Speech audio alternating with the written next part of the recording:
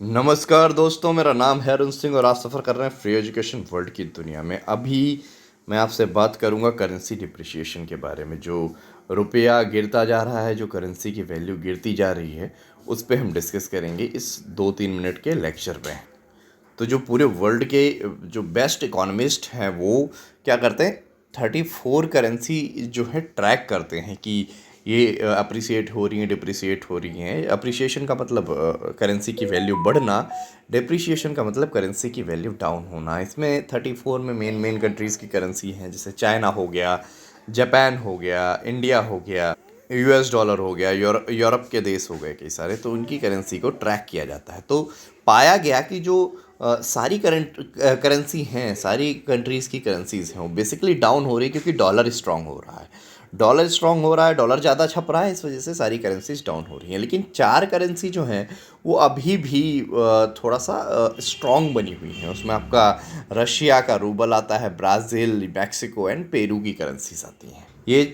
ये जो करेंसीज़ हैं ये अभी भी स्ट्रांग बनी हुई हैं यूएस डॉलर के अगेंस्ट सिंस अक्टूबर 2021। मतलब अभी अक्टूबर 2022 में डेटा आया है, मतलब 1 साल से आप देख पा रहे हैं ये करेंसीज जो हैं अभी भी स्ट्रांग बनी हुई हैं। लेकिन अगर हम इंडियन रुपीज़ की बात करें तो अभी पिछले कुछ दिनों में 10% से भी ज़्यादा रुपया डाउन हुआ है।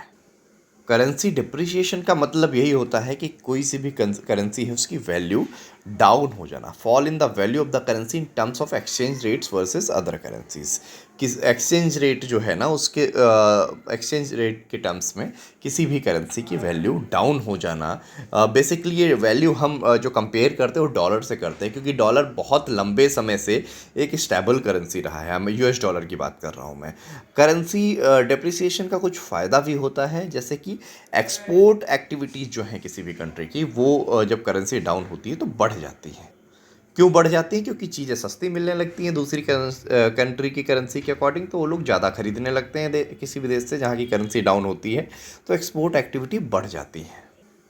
अब अगर हम इंडिया की करेंसी के डिप्रिसिएशन की बात करें तो उसके जो अफेक्ट करते हैं उन पे अगर हम ध्यान दें तो सबसे ऊपर तो आएगा आपका स्ट्रक्चर ऑफ ट्रेड। हमारा जो ट्रेड का जो स्ट्रक्चर है वो इम्पोर्ट ओरिएंटेड ज़्यादा है, हम इम्पोर्ट ज़्यादा करते हैं एक्सपोर्ट के मुकाबले। तो यहाँ पे क्या हुआ, जो इम्पोर्ट बास्केट है हमारा वो उसमें अब हमें ज़्यादा पैसे देने पड़ेंगे। इससे क्या होगा, हमारी जो करेंसी है वो डॉलर के बदले में ज़्यादा बाहर जाएगी, मतलब क्योंकि डॉलर जो है वो अपनी वैल्यू बढ़ा रहा है हमारी करेंसी के कंपैरिजन में।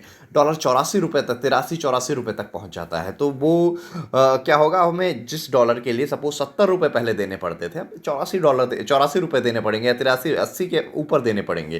तो ये एक तरीके से बहुत बड़ा लॉस होगा उन कंपनीज़ के लिए जो इम्पोर्ट करती हैं, और इवन हमारी कंट्री के लिए, क्योंकि हम बहुत सारी चीज़ें इम्पोर्ट करते हैं। साथ ही साथ अगर हम देखें, जो करंट अकाउंट बैलेंस है उस पे काफ़ी हद तक कम प्रभाव पड़ता है इन चीज़ों का। Current account deficit are less likely to experience the sudden outflow of foreign money. India has a wide current account deficit right now about 120 billion. जो हमारा कर्जा है, जो घाटा है, राजकोषीय घाटा जिसको बोलते हैं, करंट अकाउंट डेफिसिट जो है वो 120 बिलियन का है।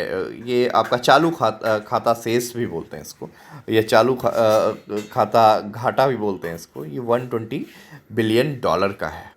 और दूसरा क्या इम्पैक्ट पड़ता है, फॉरेन एक्सचेंज रिज़र्व की अगर हम बात करें तो जो हमारे फॉरेन एक्सचेंज रिज़र्व्स होते हैं वो भी घट जाते हैं जब करेंसी डिप्रिशिएट होती है। क्यों? क्योंकि आरबीआई को ज़्यादा नोट छापनी पड़ती हैं डॉलर के मुकाबले अपनी करेंसी को इस्टेब्लिश करने के लिए, जिसका रिजल्ट क्या होता है, जो हमारे फॉरेक्स रिज़र्व हैं, फॉरेन एक्सचेंज रिज़र्व हैं, ये घट जाते हैं। एक्सटेंट ऑफ बोरोइंग्स की अगर हम बात करें तो अभी भी जो हमारा डेट है वो हमें पे करना पड़ता है डॉलर्स में, तो उस वहाँ पे भी हमारा लॉस जाता है जब पैसे की जो वैल्यू है वो घट जाती है। पैसे की वैल्यू जो है वो घटती है, डॉलर की वैल्यू बढ़ती है, तब जो हम पे करते हैं, अपना डेट पे करते हैं, वो भी हमें डॉलर में पे करना पड़ता है, तो वहाँ पे भी हमारा लॉस जाता है। अगर हम depreciation currency, Indian government borrowed close to $10 billion from multilateral agencies in financial year 21। अगर हम वित्तीय वर्ष 2021 की बात करें तो $10 बिलियन जो है हमने बोरो किया है बाहर से, जो कि हमें पे करना है। तो वो हमें डॉलर में पे करना पड़ेगा, जिसके फलस्वरूप क्या होगा कि जो हमारी करेंसी है उसकी वैल्यू अगर और डाउन होती रही तो हमें और ज़्यादा रुपए पे करने पड़ेंगे। तो ये देखिए एक चार्ट है, एक टेबल सा है, इससे आप समझ सकते हैं कि जब पैसे कि रुपए की वैल्यू घटती है तब क्या होता है, बढ़ती है तब क्या होता है।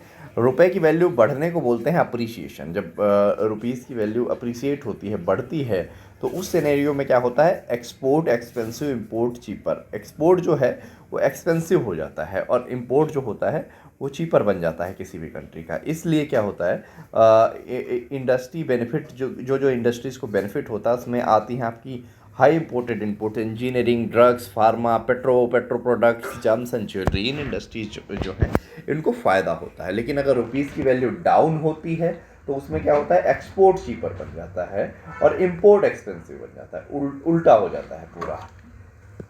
तो इसमें किन किन इंडस्ट्रीज़ को फ़ायदा होता है, आईटी इंडस्ट्री हो गई, textile product and textile industry हो गई, ऑटोमोबाइल्स हो गया, होटल एंड टूरिज्म हो गया, इन सारे क्षेत्रों में फ़ायदा होता है। तो ये था रुपए के गिरने का कारण, उसके इम्पैक्ट, और उससे क्या क्या कॉन्सिक्वेंसेस हो सकते हैं, बेनिफिट्स क्या क्या हो सकते हैं और लॉस क्या क्या हो सकता है। आई होप आप लोगों को ये लेक्चर अच्छा लगा हो।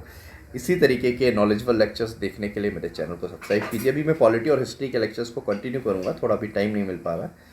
और मेरे चैनल से जुड़े रहिए, लोगों को शेयर करिए, सब्सक्राइब करिए, वीडियो को लाइक कीजिए। जय हिंद, जय भारत।